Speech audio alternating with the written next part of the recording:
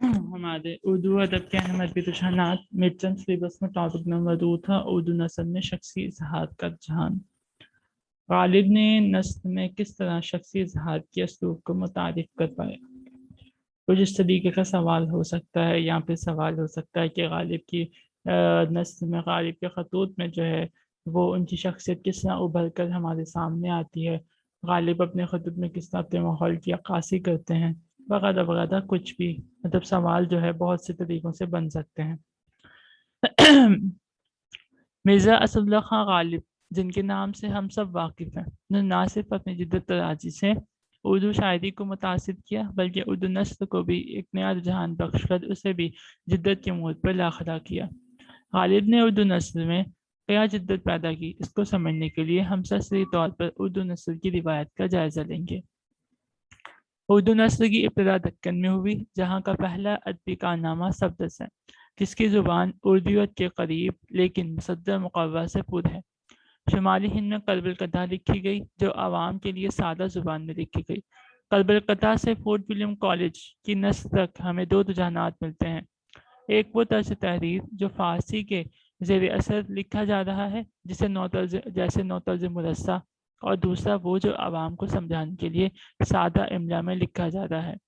Fort William college का मकसद अंग्रेज़ अफसरान को उर्दू सिखाना था, और इस वजह से उन्होंने अपनी नस्ल को सादा लिखा। उर्दू नस्ल में ये रिवायत जब गालिब तक पहुंचती है तो इसमें बहुत सारे तजुर्बे हो चुके थे, लेकिन अब तक ऐसा असलूब सामने नहीं आया था जिसमें शख्सियत की झलक हो, जिसमें किसी शख्सियत के दिल की धड़कनें, फ़िक्र व एहसास की लहरें और जज्ब व शौक़ के सिलसिले समाये हुए हों। ज़ुबान भी मौजूद थी, इसके कायदे भी बन चुके थे। गालिब ने बेसाख्ता तौर पर उर्दू में कलम उठाया और अपनी शख्सियत को इसमें समो दिया। ये किसी रियाज का नतीजा न था, बल्कि ये अतिया कुद्दत था जो गालिब से इस्तेमाल हो गया, और इसके बाद उर्दू नस्ल में शख्सी इजहार के असलूब की इब्तिदा हुई, और यूं गालिब ने उर्दू नस्ल को जदीद की तरफ मोड़ने वालों में अपना नाम भी शामिल कर लिया। शख्सी इजहार से मुराद ज़िंदगी की उन तमाम बातों और वाक़यात का इजहार जिनसे कोई फ़र्द गुज़रे और गुज़र रहा हो। गालिब वो पहले शख्स हैं जिन्होंने उर्दू नस्ल के पैराए को इस्तेमाल करते हुए अपनी शख्सियत को बेनकाब किया और उनकी ज़िंदगी के बेशतर गोशों से आम कारी आगाह हुआ।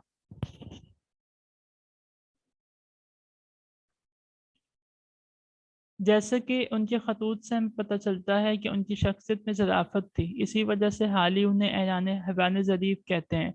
शायरी में हमें वो गालिब मिलते हैं जो ख़याल की दुनिया में रहते हैं, जबकि खतूत में हमें वो गालिब मिलते हैं जिनके कदम ज़मीन पर जमे हुए हैं, जिनमें ज़िंदगी बसर करने का वलवला है, जो अपने आप को दुनिया के सामने रुसवा करके अपने नाम का फ़ायदा नहीं उठाते।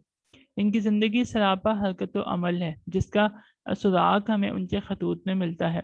गालिब अपनी ज़िंदगी और हालात को खतूत में इस तरीके से बयान करते हैं कि अगर उनकी तमाम बातों को तरतीब के साथ यकजा किया जाए तो उनकी एक खुदनविश्त सवानिया या आपबीती तरतीब दी जा सकती है, जो गालिबन दी भी गई होगी, और इस आपबीती से हमें एक ऐसा गालिब मिलेगा जो अपने गमों, खुशियों, अपनी आर्ज़ुओं, अपनी महरूमियों, शिकस्तों, एहतियाजों, ज़रूरतों और अपनी बसर-संजियों के साथ निभाह करता है।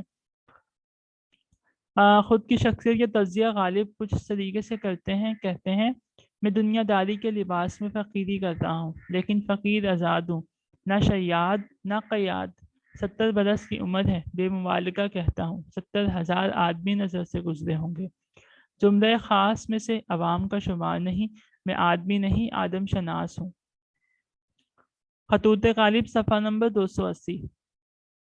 जहाँ उन्होंने अपने खतूत के ज़रिए अपनी शख्सियत को दुनिया के सामने बेनकाब किया, वहीं हमें उनके खतूत में उनके दौर और माहौल की भी भरपूर अक्कासी मिलती है, चाहे वो गदर के हालात हों, दहली की तबाही के मनाजिर हों, लोगों का रहन सहन हो, इस दौर की सवारियाँ हों, उनके दौर के और दीगर वाक़यात वगैरह।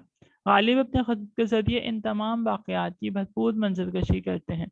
गदर के बाद दहली में पैदा होने वाले खूंखार माहौल के बारे में ख़त में लिखे हैं, मैं माज़न व फ़ज़न हर वक्त इस शहर में कलज़म खून का शुनावर हूँ। दरवाजे से बाहर कदम नहीं रखा, ना पकड़ा गया, ना निकाला गया, ना कैद हुआ, ना मारा गया। उर्दू मोहल्ला सफ़ा 104। غالب جو اپنے پیاروں کے ساتھ دہلی میں بھرپور مجلسی زندگی جیتے تھے، قدر کے بعد کس قدر تنہا ہو جاتے ہیں اور اس غم کو اس طریقے سے بیان کرتے ہیں، یہ کوئی نہ سمجھے کہ میں اپنی بے رونقی اور تباہی کے غم میں مرتا ہوں۔ انگریز کی قوم سے جو ان سیاہ کالوں کے ہاتھ سے قتل ہوئے، اس میں کوئی میرا امیدگار تھا اور کوئی میرا شفیق اور کوئی میرا دوست اور کوئی میرا یار اور کوئی میرا شاگرد۔ ہندوستانیوں میں کچھ عزیز، کچھ دوست، کچھ شاگرد، کچھ معشوق، سو وہ سب کے سب خاک میں مل گئے۔ ایک عزیز کا ماتم کتنا سخت ہوتا ہے، جو اتنے عزیزوں کا ماتم دار ہو اس کی عزیز کیوں کرنا دشوار ہو۔ ہائے اتنے عزیز مرے کہ جو اب میں مروں گا تو کوئی میرا رونے والا بھی نہ ہوگا۔ اردو معلیٰ صفحہ نمبر 91۔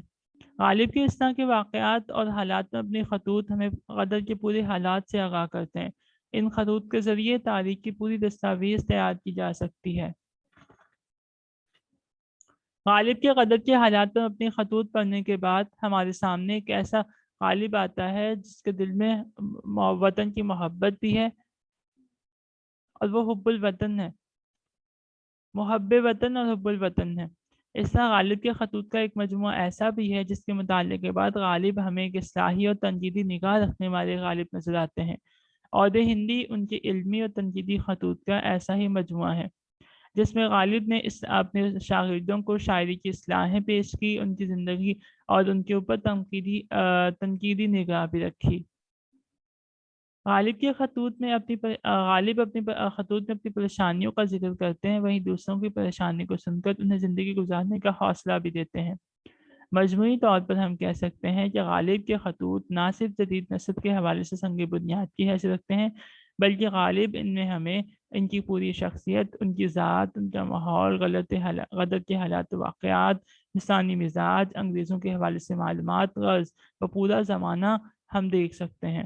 اردو میں اس سے پہلے غزل میں شاعری کی شخصیت کے اظہار ہو رہا تھا، لیکن نثر میں شخصیت کے اظہار کے اسلوب کو غالب نے متعارف کروایا، جس کے بعد آنے والوں نے بہت کچھ لکھا ہے۔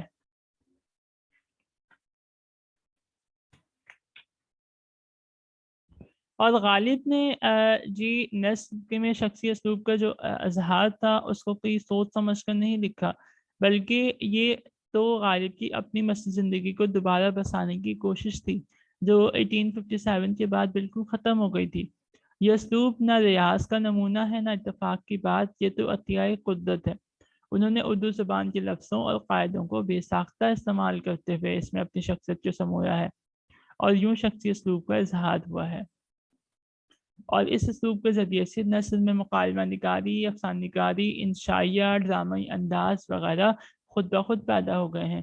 لہٰذا مغرب سے اخذ ہونے والی بعد میں آنے والی جو نثری اصناف ہیں وہ ہمیں غالب کے خطوط میں بہت پہلے سے ملتی ہیں، جیسے افسانہ نگاری، انشائیہ، ڈرامائی انداز، مکالمہ نگاری وغیرہ۔